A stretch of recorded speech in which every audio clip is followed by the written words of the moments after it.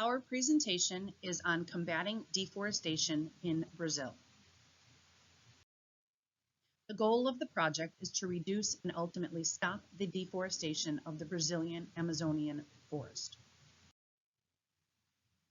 The deforestation of Brazil is a significant environmental problem that not only threatens the country's rich biodiversity, but also has severe consequences for its demographics, including the displacement of indigenous communities and the loss of livelihoods for the local populations heavily dependent on the forest.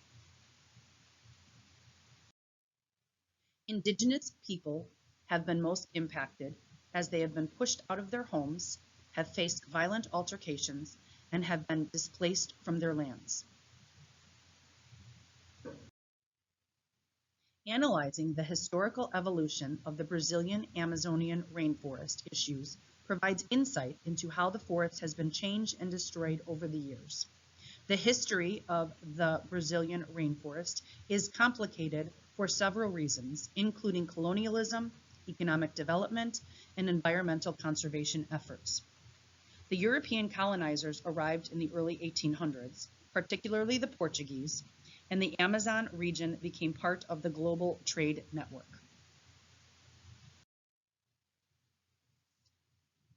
These 2 centuries were known as the rubber boom.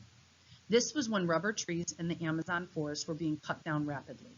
The influx of immigrants and the rubber trade drove deforestation and environmental degradation. This brought great conflict between the indigenous people and the Europeans. The rubber barons exploited the native people for their financial benefit. Workers were mistreated, abused, and murdered for missing labor and harvest quotas. In the mid-20th century, deforestation took off again in the Brazilian Amazon. This was due to the Trans-Amazonian Highway. The highway was built to promote economic development and integration. It was built to help facilitate migration and resource exploration. The problem was the Trans-Amazonian Highway sparked deforestation, which then led to a loss of biodiversity and displacement of indigenous people. From the 1960s to the 1980s, military dictatorship and conservation started. During the military dictatorship, there was a focus on infrastructure and development in the Amazon. During this time, laws and land rights were being suggested to help protect indigenous people and prevent deforestation. In the 21st century, challenges of illegal logging, mining, and agricultural expansion continued to cause damage to the forest. During this time, deforestation rates were increasing. They were influenced by economic activities and government policies. The government did start a couple of different initiatives during this period. A couple things were the soy moratorium and the National Action Plan. They sought to prevent and control deforestation of the Amazon. There is a wide range of reasons why deforestation is taking place in the Amazon forest. One of the reasons is unchecked agricultural expansion. There has been a lack of planning for the expansion of ranching, soybean farming, and insatiable farming practices that clear forests and leave areas more prone to fire that can quickly become uncontrolled. Another reason for deforestation in the Brazilian Amazon is illegal logging. Illegal logging is occurring outside of the designated areas, and it often affects high-value species of trees that weaken the forest. Poorly planned infrastructure has been a massive problem when it comes to deforestation of the forest. For many years, Brazil had been a leader in taking action to lower the country's carbon footprint. They were taking aggressive steps against ranchers, farmers, and land speculators to decrease the illegal cutting. They had enacted harsh penalties and fines, and continued investment by the Brazilian government in sustainable agriculture and providing other resources and economic means for the citizens of Brazil are the most effective ways to combat the illegal slashing. In the most recent decade, though, newly elected officials have taken a less than aggressive approach. The progress they were looking for has been moving in the wrong direction. They set lofty goals to reduce deforestation by 80% by 2020. And unfortunately, they grossly missed that mark by nearly 200%. Brazil had been experiencing an economic crisis around 2015 that led to high unemployment rates. This triggered increased clearing by companies and individuals for profits, and the actions didn't face many, if any, penalties. Illegal land grabs have been increasing, and some laws are even weakening the policies, making land grabbing of public lands more accessible and acceptable.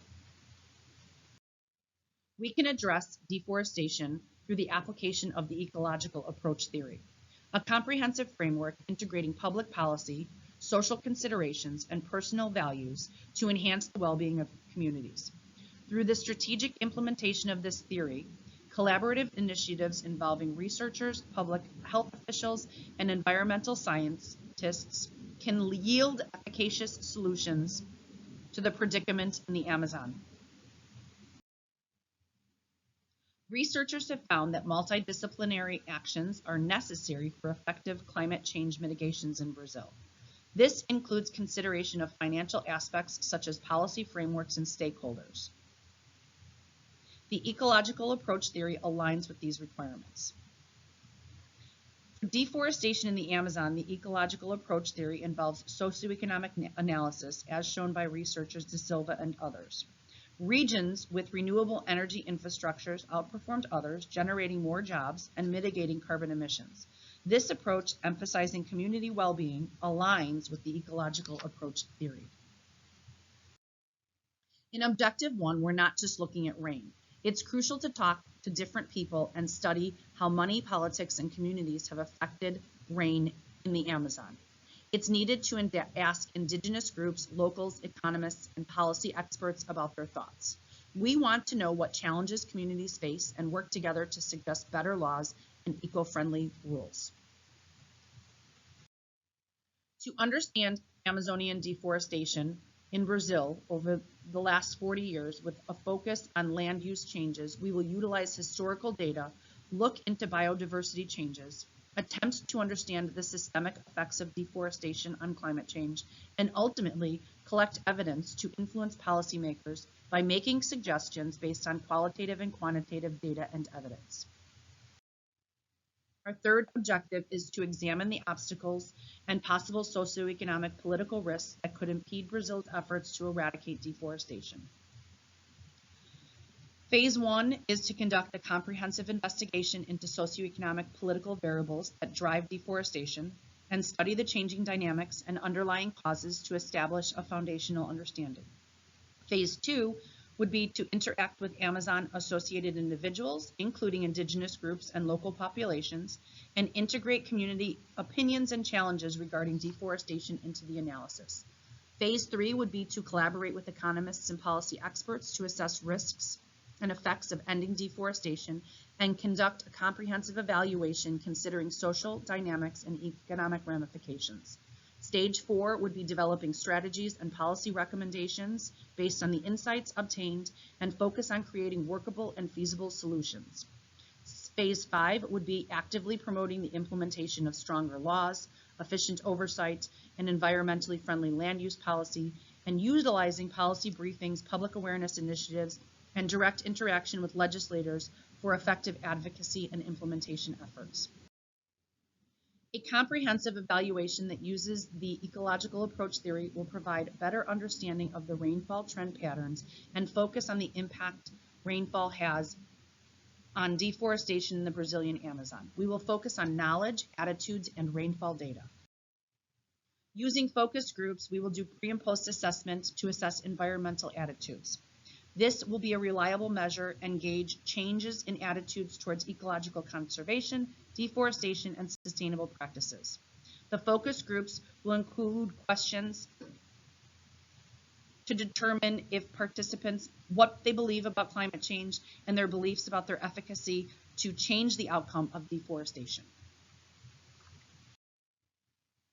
Questionnaires will help us gain information about environmental knowledge, particularly about an individual's ecological footprint and conservation methods. The questionnaire will be a pre- and post-assessment to determine if knowledge was gained via the program.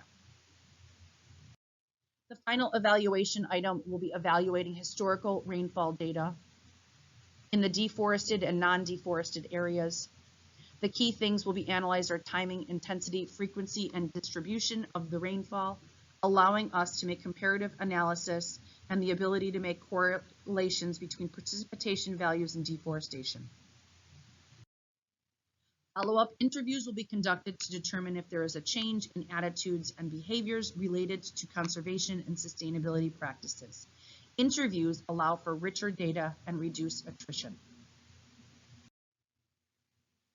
When observing and analyzing data of the two focus groups, we will be measuring and gauging changes in attitude towards ecological conservation, deforestation, and sustainable practice. We will analyze through thematic analysis. Thematic analysis is suitable to analyze a wide range of data topics and can be used to analyze data from traditional face-to-face data collection methods such as interviews and focus groups. It can be used to help find patterns in the data, and we can determine patterns in before and after answers and come up with common trends. An environmental knowledge test will also use thematic analysis. It's been described as Braun and Clark as a useful and flexible research tool, which can provide potentially rich and detailed yet complex accounts for data.